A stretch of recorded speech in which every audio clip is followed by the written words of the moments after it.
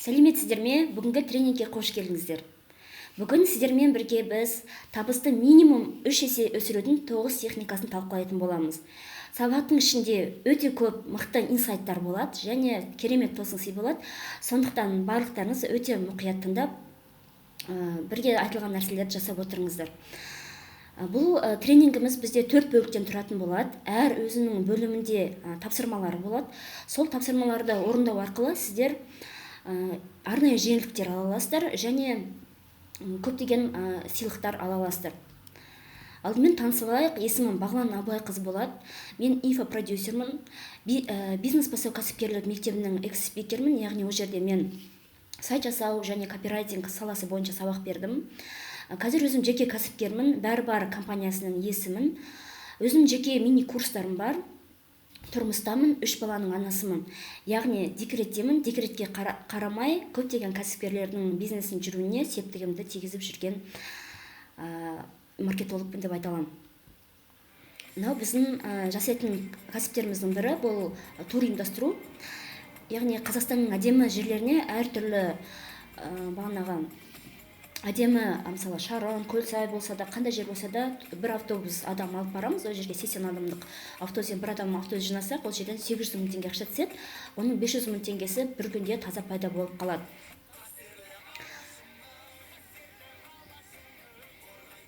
Мына жерден кішкене қарасаңыздар болады.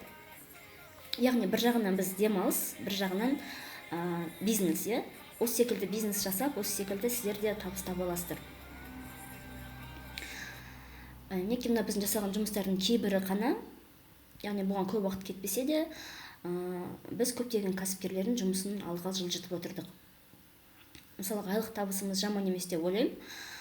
Сонымен бұл сабақ кімдерге арналады?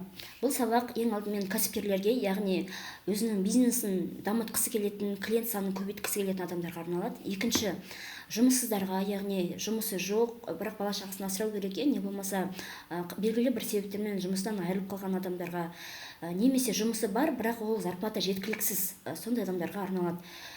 Үшінші, денсаулығы келмейтін кісілер. Мысалға, көп адамдар офисқа барып жұмыс жасай алмайды, бірақ оларға да бала шағасын асырау керек, дұрыс па? Сондықтан ол адамдарға үйден қалай жұмыс жасауға болатындығы жайлы түсіндірілетін болады. Төртіншіден, декреттегі аналарға, яғни өзім секілді декретте отырса да, үнемі кәсіппенен ақша үзілмейтін, сондай қаласа егер декреттегі аналар, онда, пожалуйста, бұл сабақ сіздерге арналады. Үшінші, мықты мамандар, яғни мықты мамандар, дәрігерлер бар, психологтар бар, коучтар бар, мұғалімдер, репетиторлар, ағылшын тілінің мамандары, небір мықты мамандар бар. Соларды қалай өздеріне жеке бренд қалыптастыру арқылы өздерінің қызметтерін, не болмаса өздерінің курстарын сатып қосымша табыстауға болады. Және де қосымша табыс тапқысы келетін адамдар, яғни бұл жерге студенттер кіреді, пенсионерлер кіреді, немесе жалпы просто қазақ болғаннан кейін тойымыз бар, баратын жеріміз бар деген секілді, солардың барлығына қосымша шығындарыңыз жауап тұратын қосымша табыс тапқыңыз келсе, онда бұл сабақ сіздерге арналады. Сіздерге дейін мен бизнеске 100 жаңа инсайт, 3 күнде интернет-маркетолог бол, мастер рекламы деген секілді интенсив курстар өткіздім. Табысым айына 150 мыңнан аспайтын копирайтинг деген бәрін үйретті. Қазіргі табысым осы 1 ай 10 күннің ішіндегі табысым 900 мың теңге. Ханның курсын асықпай жайымен деп тыңдап, қазір мен ниша бойынша жұмыс жасап жатырмын. Әрқайсысынан кем дегенде 20 мың теңгедей күнделікті түсіп отырады маржа. Жазда сессия болса да келіп қатыстым. Шын мәнісінде өзім қазір қатты қуанып отырмын.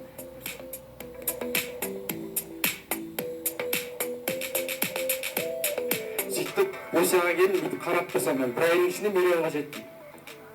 Мысалы, мен бір айдың ішінде миллионға жеттім, бірақ сол миллионға жеттім.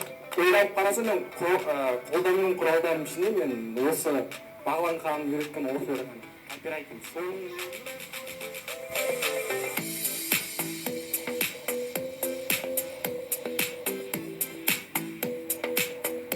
Ешқашан кредит алмаймыз деді қазір мысалы. Жағдайымыз біртіндеп жақсарып келіп жатыр.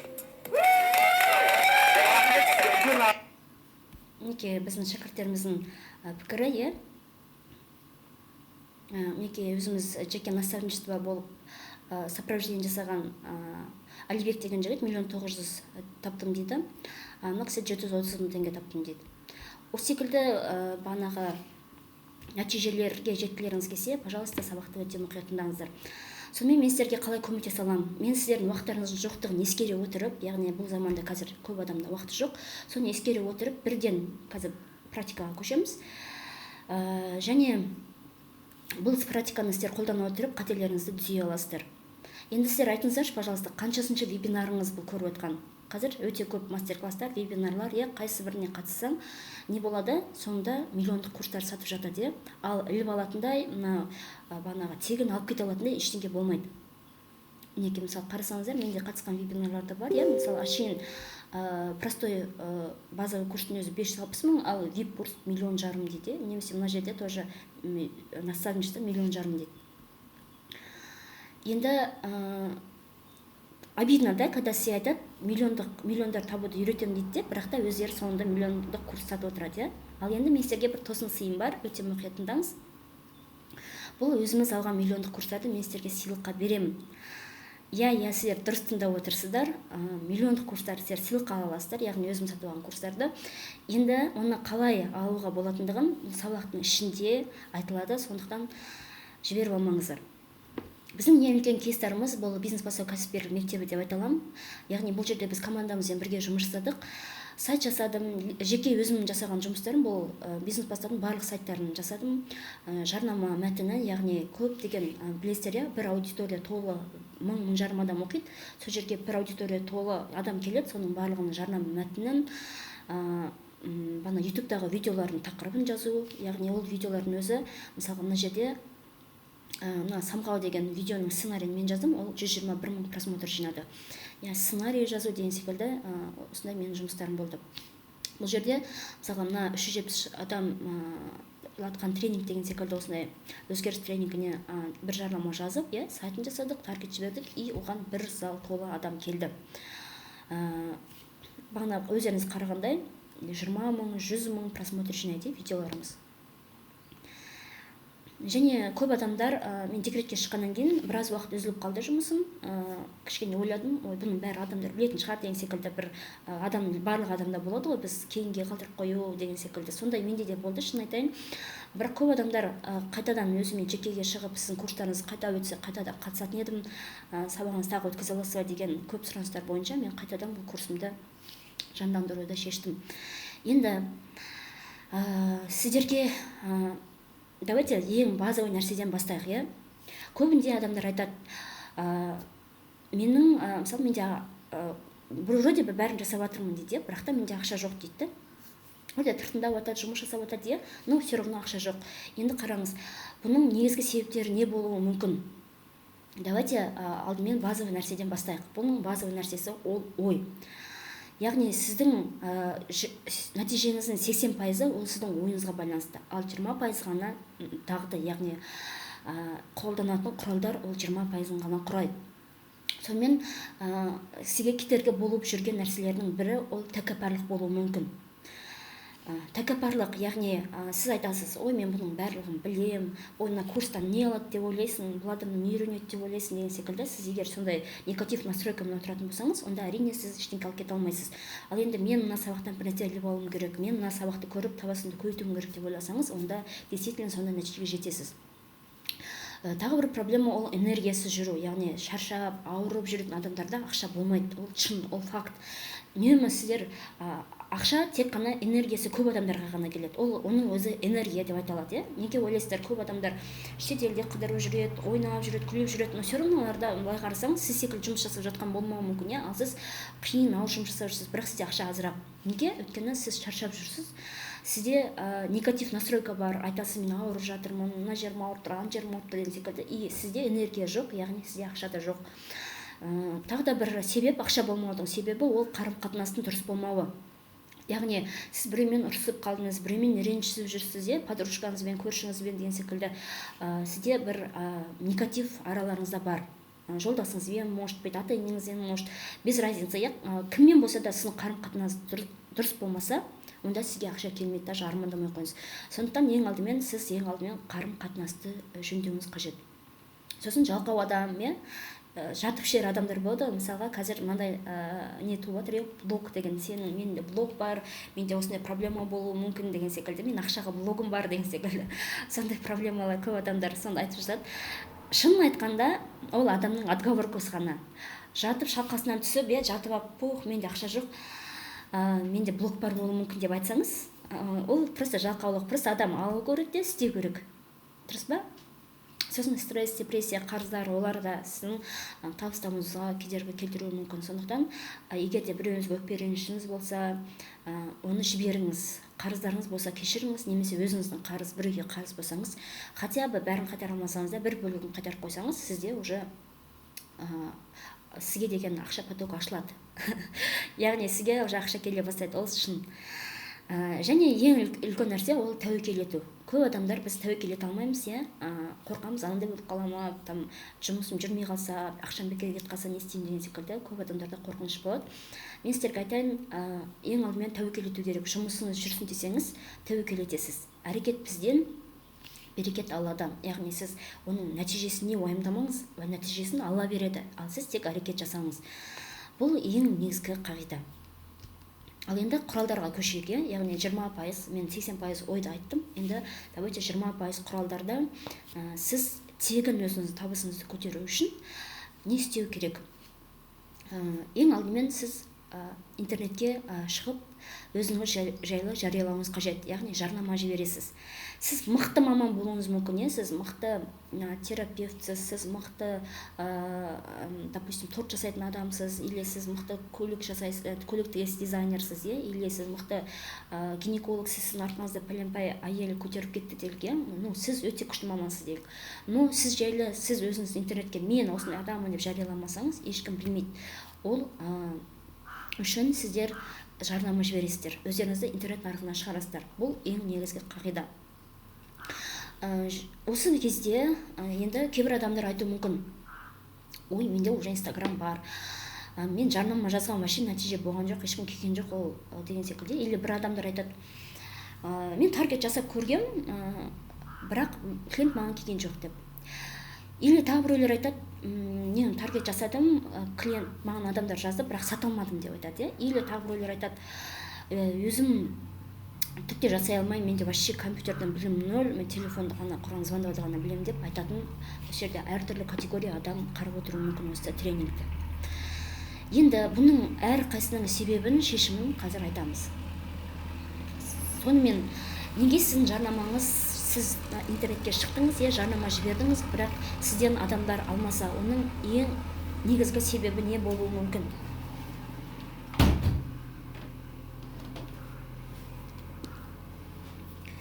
Бірінші ең негізгі себеп бұл сіз өзіңізден алатын адамды дұрыс анықтамағансыз.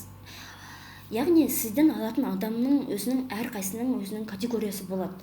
Барлығына жалпы бір жарнама жібере салуға болмайды. Әр адамға өзінің қажеттілігін, сол адам сұрап тұрған, қалап тұрған нәрсе бойынша жарнаманы жазатын болсаңыз, онда тура сол іске қажетті адам алады. Бұл жерде мен бір мысал келтірейін. Допустим, біз ағылшын тілі материалдары деген материалдар сатамыз, Егер мен жалпы, бұл жерде кәдімгі тестер жасалынған болатын, жалпы бір жарнама жібердік и тақырыбын өзгерттік. Жалпы бір жарнама жіберген кезде жарнама шығынымыз көп болды, бірақ адамдар тура сол жазылған адамдар ғана жазды. Екінші, біз аудиторияны дұрыс таңдадық, яғни репетиторларға, ағылшын тілінің репетиторларына арналған материалдар деп рекламамызды өзгерттік. И сол кезде бізге тура ағылшын тілінің репетиторлары ғана жазды, и тура сол адамдар алды. И мен рекламаның аудиториясын таңдаған кезде де тура ағылшын тілінің мамандарын ғана таңдадым. Сол арқылы мен рекламаға кететін шығынды да азайттым, және табысымды да көбейттім.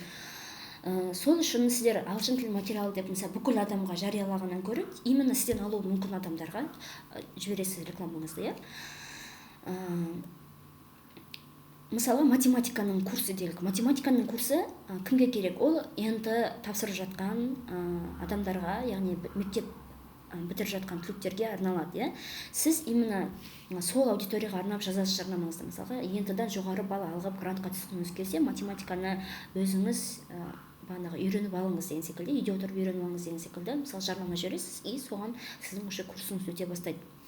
Жалпы мысалы маған математика қажет емес, сізге де математика қажет болмауы мүмкін, иә, или мысалы 40-тағы тәтемізге или 50-дегі апамызға мысалы тоже керек болмауы мүмкін. Сондықтан ол жерде де сіз рекламаны, аудиторияны анық таңдап, сол аудиторияға анық арналған жарнамаңызды жазасыз.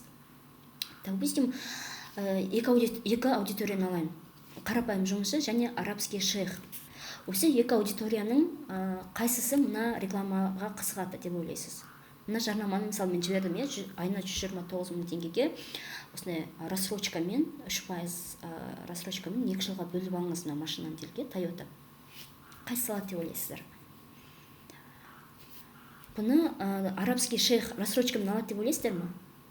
Жоқ, ол алмайды, ол маңдай машиналар қызығады. Яғни ол эксклюзивті, ешкімде жоқ, тек бесақтал, бүкіл әлемде бесақтал ғана бар болса, соның біреуін бұл обязательно бұл арабский шейхта бар болу керек. Видите, то есть аудиторияны дұрыс андайсыз, и сол аудиторияға қажетті ұсынысты айтасыз. Мысалға мына эксклюзивті машинаны, сіз бұл машина сатқыңыз келсе, эксклюзивный деген, эксклюзивный машина деген сөз арқылы сіз арабский шейхқа сата аласыз, ал рассрочка деген сөз арқылы сіз қарапайым жұмысшыға сата аласыз. Түсінікті, арабский шейх не за что сені рассрочкаңды, яғни біз ойлаймыз кейде скидка, рассрочка, акция деген сөздерге барлық адамдар қызықты, барлық адам қызықты болуы мүмкін деп, и сіздер тақырыптарыңыздың барлығына скидка деп жаза бересіздер, иә. Ол скидканың барлығы, айтып тұрмын ғой, барлық адамға қызықты емес. Сіз наоборот аудиторияны, кейбір аудиторияны сізден алатын адамдарды қуып жіберуіңіз мүмкін. Осы жерде тағы бір мысал келтірейін. Психология влияния деген кітаптан мысалға ол жерде бір мысал келтіріледі. Мықты ювелирный украшение сатып жатады, и ювелирный украшенияны скидка деп жазып қояды, и адамдар алмайды одан.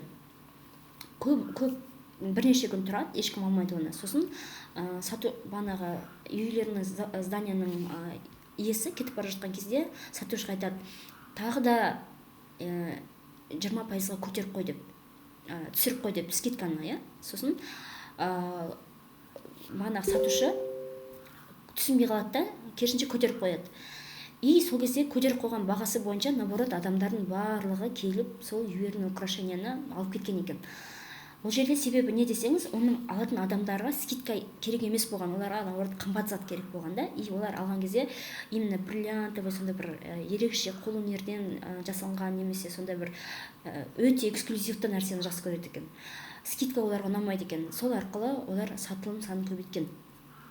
Осы жерде сіздер өте мұқият болыңыздар, әр аудиторияға әртүрлі жарнама жібересіздер. Сол кезде сіздердің жарнамаларыңыз жұмыс жасай бастайды. Мысалы, мына жерде ағылшын тілінің курсы бойынша мен қысқа ғана айтып кетейін, мынау негізі біздің курста айтылатын болады. Қысқа айтып кетейін, допустим, ағылшын тілінің курсы болса, оны әртүрлі адамдар әртүрлі сөздер арқылы қызығып алуы мүмкін. Мысалға, ата-аналардың 15 жасқа дейінгі мектеп оқушысы бар, бана өзінің мысалы 3-5 сынып оқитын ата-аналарға ағылшын тілінің курсы ол не маңызды, оның үйінің жанында болғаны маңызды, курсы. Егер мектептің жанында, үйдің жанында десеңіз, біздің курсымыз, онда ата-аналар сізге береді. Ал студенттерге мысалға оларға разговорный английский болғанын қалайды, сосын стипендия ғана бар оларда, и оларға арзан болғаны керек студенттерге. Мысалға, мектеп бітіруші түлектерге 17-18 жастарға оларға тесттен өту керек, немесе егерде магистратура болса, оларға магистратураға грантқа түскісі келеді, сол арқылы сондай әдемі сөздер арқылы сатасыздар.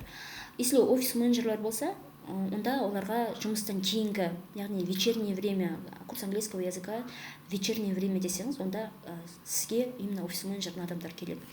Или кәсіпкерлерге мысалға не маңызды, бұларға кейс маңызды, яғни сол бизнесмен адам секілді басқа бір бай адам оқып жатса, осы курста онда сол адам келеді. Біріншіден, екіншіден, курсы қымбат болса, ол ойлайды, бұл білетін адам, бұл носитель языка, бұл өте қымбат маман деп ойлайды, олар обязательно қымбат маманға барғысы келеді. Осы жерде өздеріңіз байқағандай, әр аудитория әртүрлі қызығады, сол үшін аудиторияны дұрыс анықтауыңыз қажет. Екінші техника. Екінші техника бұл бас тарта алмайтын ұсыныс жазу. Өте маңызды достар. Кейбір адамдар ойлайды, біз ең алдымен өнім жасап алуымыз керек, немесе біз ең алдымен товар әкеліп алуымыз керек деп ойлайды. Көп адамдардың қателесетін жері, ол мысалға Қытайдан қазір көп адамдар товар алғызып жатыр, или Түркиядан алғызып жатыр. Олар бірінші товарды алып алады да, содан кейін барып оны сата бастайды. Жоқ достар, қате. Мен сіздерге айтатын нәрсем, ең алдымен бірінші сіздің жасау керек жұмысыңыз ол бас тарта алмайтын ұсыныс жазу. Осы ұсыныс жазасыз да рекламаға жібересіз. Егер адамдар сізден сатып алып, сізге қызығып жатса, сол товарыңызға, сол курсыңызға қызығып жатса, онда сіз уже сол өнімді жасай бастайсыз. Мен бағана өзім сіздерге айтқандай, алдымен мен өзімнің жоқ курсымды сата бастадым. То есть бұрын өткіздім ғой курсымды, сол нәтижелерге сүйене отырып жаңа форматтағы курс жасадым, бірақ оны жаңа форматта жасалмай жатты. Бұл жасалып жатқан уақытта бірінші сұраныс анақты көрдім. Сол кезде былай қарағанда жоқ курсты сата бастадым. И адамдар маған уже жаза бастады. Кейбір адамдар уже ақшасын аударып тастады. Сол кезде мен уже курсымды жазып бастап, бағанағы бұрынғы өткен интенсивтер жіберіп қойдым уақытша. И мен осындай жаңа форматта жасап жатырмын деп түсіндіріп, и жаңа форматтағы курсты артынша ол кісілерге жібердім. То есть ең алдымен сіздер жоқ өнімді сатуды үйреніңіздер. Әйтпесе сіздер үлкен косякқа кіресіздер, үлкен минусқа кіресіздер. Если мысалға өзіміздің бір туысқан кісілер 2-3 миллион товарын алып келіп қойды, енді оны сата алмай жатыр да. Былай қарасаң, мен ол кісіге айттым, алдымен сіздер жоқ нәрсені сатып көрулеріңіз керек еді деген кезде тыңдаған жоқ. И артынша уже айтады да, сен тыдай салуымыз керек еді деген секілді. Енді мәселе сода. Алдымен жоқ нәрсені сатасыз, сата алсаңыз, онда уже товарды әкелесіз. Тақырып жазудың маңыздылығы қанша? Бұл жерде 80% адам сіздің жарнамаңызды оқиды екен. 80% адам сіздің тақырыбыңызды оқиды. Ал 20% ғана соның ішінде арғада не бар екенін 20% ғана адам арғада сіздің жарнамаңыздың ішін қарайды. Яғни сіздің клиентті ұстап қалуыңыз үшін 3-ақ секунд уақытыңыз бар. Кейде біз бір видеолар көріп отырамыз, и сосын байқамай кейбір видеоларды қарап кетеміз. Не үшін қарап кеттік ол видеоны? Ол видеоның ішінде не бар екенін білмейміз ғой. Ол видеоның тақырыбына қызықтық. Келісесіздер ме? Тақырыбы ұнап қалды, и біз сол видеоны аштық, арқадай қарап арқадай уже зерттеп бастадық. Яғни 3-ақ секунд уақытыңыз бар. Сіздің реклама жіберген кезде де, видео салсаңыз да, қай кезде де сізде тақырыбыңыз дұрыс болу қажет. Енді осы жерде бағанағы өздеріңіздің қателеріңізді түзеп алыңыздар. Мысалға кейбір адамдар айтады, бізде ең арзан бағалар деп жазып қояды. Ол ең арзан баға деген ол ешкімге қызықты емес, шын айтайын. Ол жерде сіздер нақты санмен жазасыздар.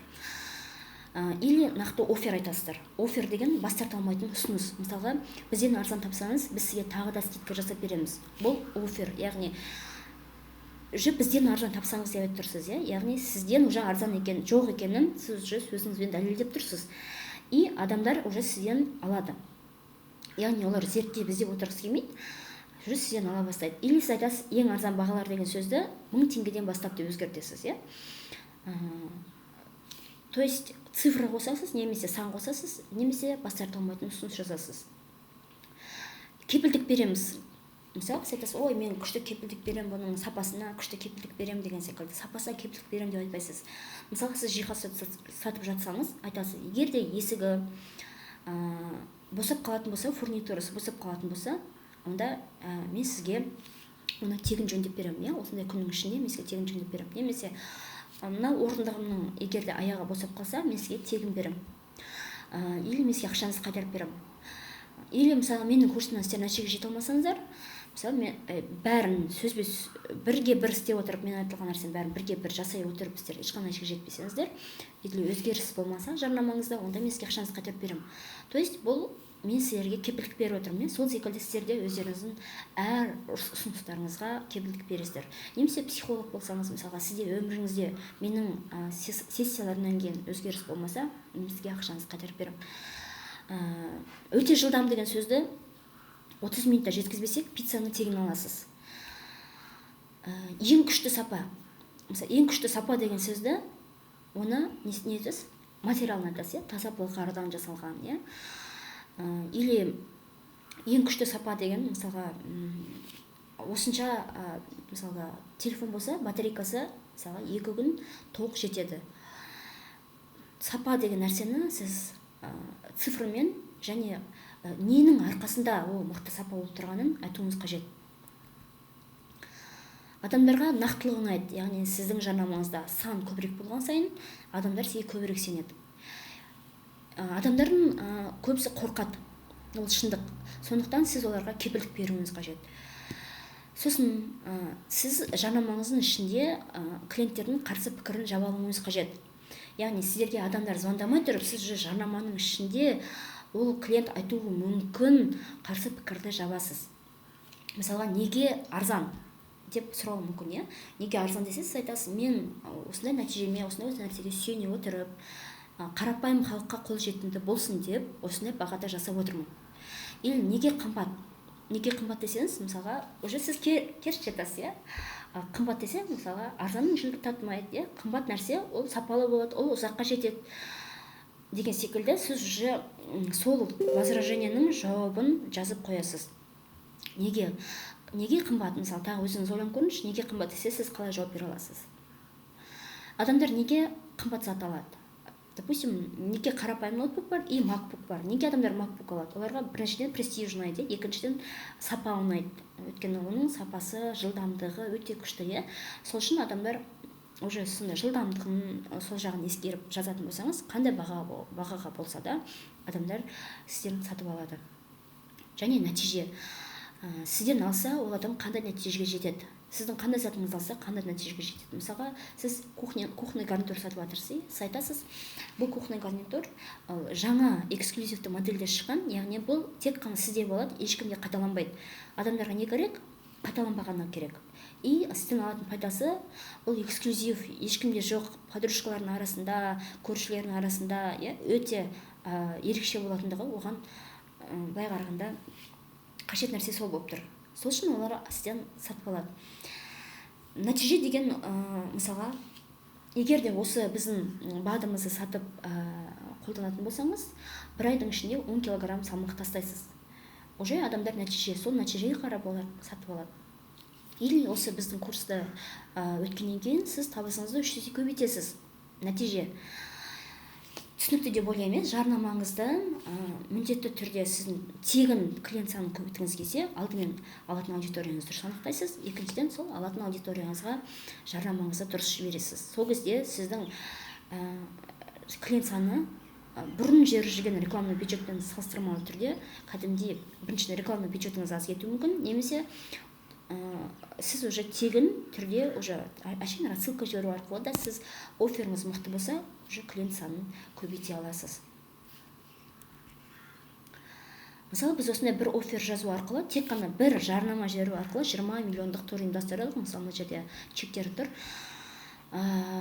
Бұл Европаға тур ұйымдастырған кезде тек бірақ жарнама жібердім. Мен ешқандай таргетте жүрген жоқпын, ешқандай Google-ға да реклама берген жоқпын. Тек қана топтарға рассылка жаза салдым, и сол арқылы менде 20 миллионның үстінде оборот болды. Шығын 0 теңге. Тек қана жарнаманы дұрыс жазып, адамдардың сілейкей ағатындай ғана, адамдарды қызығатындай жазу арқылы біз уже клиент санын көбейттік. Вы в курсе, что только один прием в восточной медицине сможет вылечить более 300 болезней за раз? Центр Хедж. Мысалға, мына жерде сценарий уже бағанағы алдындағы ол жарнама болса, мынау біздің видео сценарий. Видео сценарийде сіздің офферіңіз, жазатын жарнамаңыздың бағанағы адамның сілейкей ағатындай, бас тарта алмайтындай нақтылық, пайдасын қосу арқылы жазған кезде сізде уже поток клиент кетеді, уже ағылады клиент. Мысалға, мына жердегі өзіңіз байқағандай, мне в курсе, что можете вылечить 373 болезни за один прием дейді. Қане қараңызшы, тағы білетіндей. Вы в курсе, что только один прием в восточной медицине сможет вылечить более 300 болезней за раз? Енді қараңыз. Мына қызықты ма, 300 ауруды қалайша ол бір сессия, бір приемнан өткеннен кейін қалай ол емделіп кетуі мүмкін, уже сізге қызықты. И сіз не істейсіз, мына видеоны до конца обязательно қарайсыз. Бұл 1 минуттық видео, 1 минутта біз бір бизнесті саттық. яғни мына жаңадан ашылып жатқан орталыққа кәдімгі очередь туғызды клиенттен.